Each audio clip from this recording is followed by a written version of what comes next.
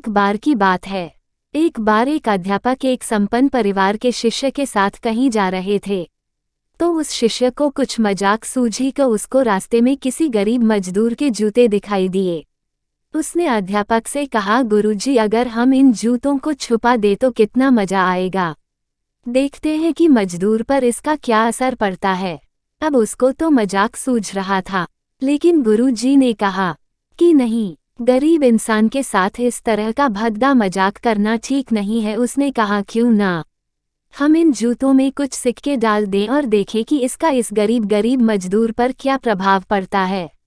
उन्होंने ऐसा ही किया। जैसे ही मजदूर अपना काम करके लौटा और उसने एक पाँव अपने जूते में डाला तो उसको कुछ कठोर सा महसूस हुआ। उसने अंदर हाथ डाला तो उसको कुछ सिक्के दिखाई दिए। वह थोड़ा आश्चर्य में पड़ गया। आसपास किसी को देखा तो कोई भी दिखाई नहीं दिया।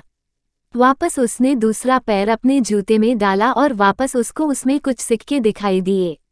अब दोनों जूतों के सिक्कों को उसने अपने हाथों में रखा और प्रभु की तरफ इशारा किया, हे प्रभु, पता नहीं किस भले मनुष्य ने यह सिक्के मेरे जूतों में छुपाए हैं, लेकिन जिसने भी छुपाए हैं उसको मेरी दुआ है ताकि इन पैसों से मैं अपने बच्चों और पत्नी के लिए कुछ खाना और दवायां ला सकूंगा। और इतना बोलकर वह चला गया।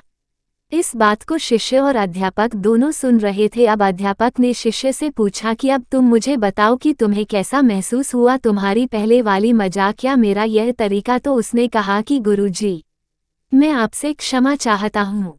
अब मुझे समझ आ गया है कि सच्ची खुशी किस चीज़ में है। जब हम किसी की मजाक उड़ाते हैं तो हमें कुछ पल का आनंद मिलता है, लेकिन इससे हमें बद्दुआ मिलती है।